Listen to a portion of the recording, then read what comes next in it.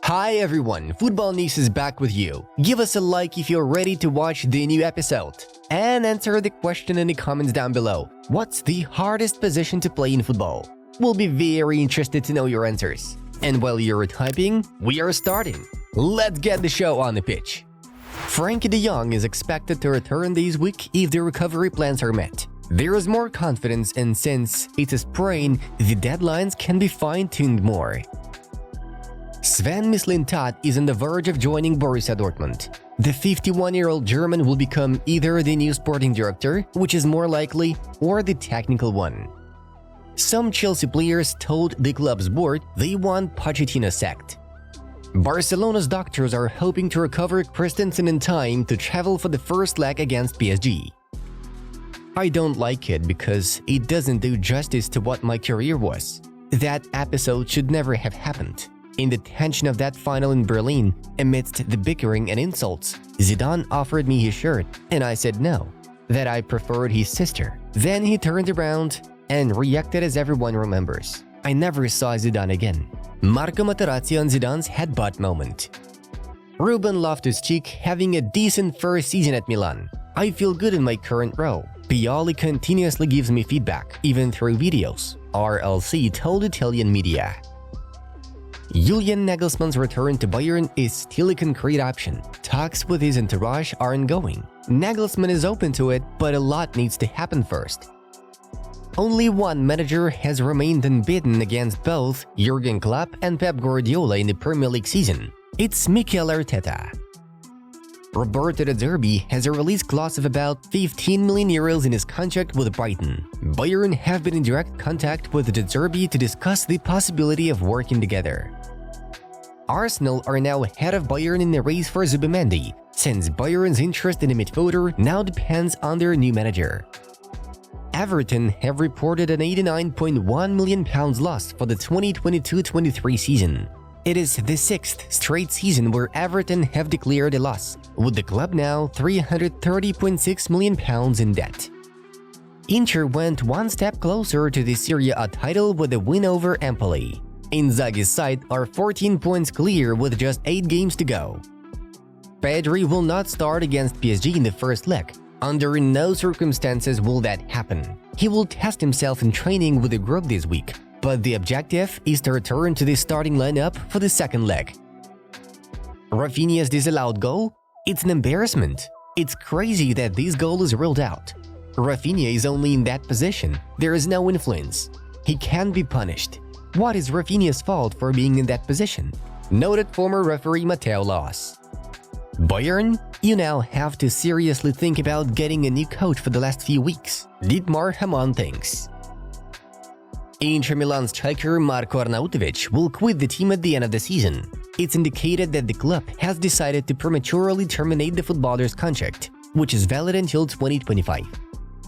The Premier League has written to clubs to warn them of the potential of a terrorist attack after the sickening assault on a Moscow concert hall that killed at least 137 people.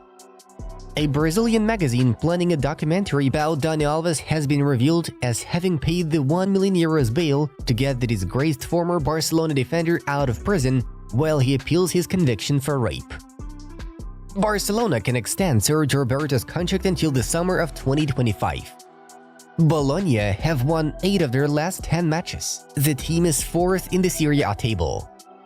Leeds United hope to re-sign Calvin Phillips for about £30 million from Manchester City this summer if they secure promotion back to the Premier League.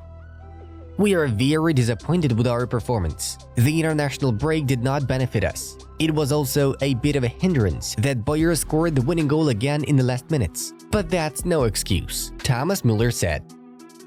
I always wonder why the opposition fans boo me. My mom always asks about it as well, but I don't actually know. At every away ground I go to, I get booed, and I'm not entirely sure why, Jack Grealish said. Manchester United and Manchester City are interested in Bayer Leverkusen's 23-year-old defender Jeremy Frimpong. He has a £40 million release clause. Manchester City are set to rekindle the move for West Ham's Brazil midfielder Lucas Paquetá this summer. Adidas has banned football fans from buying German football kits customized with the number 44 after media raised its resemblance to the symbol used by World War II-era Nazi SS units. Luis Rubiales has signed a contract with an American production company to make a film based on his spell at the RFEF. Barcelona are willing to listen to offers for Rafinha this summer to ease financial concerns, but the 27-year-old does not want to leave. Barcelona defender Marcos Alonso will leave the club at the end of the ongoing season. The decision to leave is agreed between the player and the club. Jason Wilcox has resigned from Southampton and is set to join Manchester United as their new technical director. The refereeing has not been good this season in the Premier League. I told the referees about it, Burnley head coach Vincent Kompany stated. Cristiano Ronaldo has been named the Saudi Pro League's Player of the Month for March, making his third award of this season. I was convinced that if Mourinho would have stayed, Inter could have continued to win, but by that point he had already made his decision to go to Real Madrid, shared Marco Materazzi. AC Milan are plotting to open talks with Theo Hernandez regarding his contract extension in the near future. The current agreement expires in June 2026. The head coach of Real Madrid, Carlo Ancelotti, commented on Jude Bellingham's gesture during the match against Athletic Bilbao. In the 84th minute of the tie, Jude was unhappy with the fact that referee Javier Alberola Rojas did not call a foul on him. Bellingham made the zipper gesture. He has learned very well what he has to do. Keep quiet, Carlo Ancelotti said. Guys, if you still haven't subscribed to our channel, then it's time to click on the pause button and do it. Thank you. And now let's have a look at the results of yesterday's fixtures in Europe's top 5 leagues. Here's a brief recap of yesterday's games. Atletico Madrid secured an important away victory over Villarreal thanks to goals from Witsel and Saul. Meanwhile, Inter are rushing to the league title at high speed, beating Empoli 2-0 with strikes from Di Marco and Alexis Sanchez. Alright, moving on to the main news of the release. Al Hilal forward Neymar Jr. attended the first match of the Paulista League final between Santos and Palmeiras. Prior to the match, the Brazilian entered Estadio Urbano Caldeira Emira Plus, wearing a white and gold t-shirt in homage to Pelé. I'm deeply touched, very happy to be welcomed in my home. It's truly wonderful. I missed playing and feeling this atmosphere in the stadium, Neymar told Globo Esporte.